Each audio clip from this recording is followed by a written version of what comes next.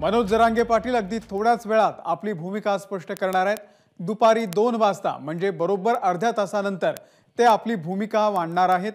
आज त्यांची मुख्यमंत्र्यांसोबत चर्चा झालेली आहे आणि या संदर्भामध्ये नेमकी काय चर्चा झाली, काय निर्णय झालेला आहे, हे सर्व ते आपल्या समाज बांधवांसमोर सांगणार आहेत आणि त्यानंतर पुढचा निर्णय घेणार असल्याचं कळतंय।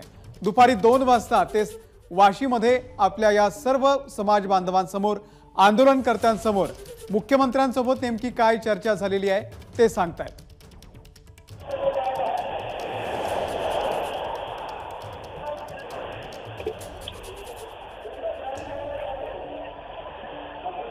कृष्णा केंडे या संदर्भातले अपडेट आपल्याला देतील। कृष्णा, मनोज जरांगे पाटील आणि शासनाच्या मध्ये सकाळी चर्चा झाली आणि ज्या मागण्या मनोज जरांगे पाटील गेल्या काही दिवसांपासून करतायत, सगळे सोयरे यांना आरक्षणाचा लाभ देण्यासंदर्भात शासनाची भूमिका आणि त्या संदर्भातला अध्यादेश, इतर जे अध्यादेश आहेत असे एकूण 5 ते 6 अध्यादेश या ठिकाणी काढले असल्याची माहिती आहे आणि त्या अध्यादेशात नेमकं काय आहे, त्याचा समाजाला कसा फायदा होईल किंवा नाही होणार, किंवा पुढचं आंदोलन नेमकं काय करायचं, या सगळ्या संदर्भातली भूमिका ते 2 वाजता या ठिकाणी समाजासमोर मांडतील आणि समाजानं होकार दिला तरच या ठिकाणी हे आंदोलन मागे घेतलं जाईल आणि ती मागे घेण्याची घोषणा इथे करायची का आणखी पुढे जाऊन करायची, या सगळ्या संदर्भात निर्णय होण्याची शक्यता आहे। आणि जी एबीपी माझाला माहिती आहे त्यानुसार काही अध्यादेश या ठिकाणी काढलेले आहेत आणि त्या अध्यादेश समाजासमोर मनोज जरांगे पाटील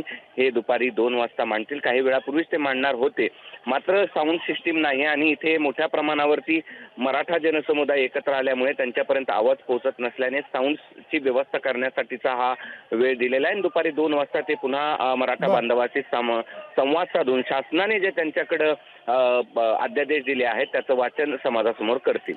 कृष्णा, अत्यंत सकारात्मक अशी चर्चा झाल्याचं कळतंय। या अध्यादेशांमध्ये नेमकं काय असेल?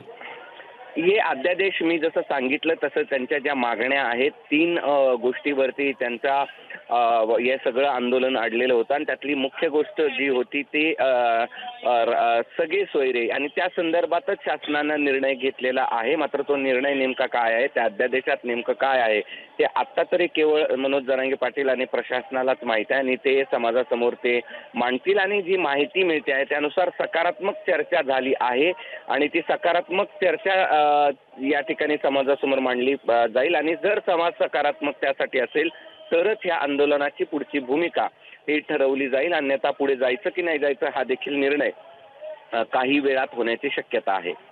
कृष्णा, अपडेट आम्ही तुमच्याकडून घेत राहू। तुर्तास धन्यवाद या संपूर्ण माहितीबद्दल।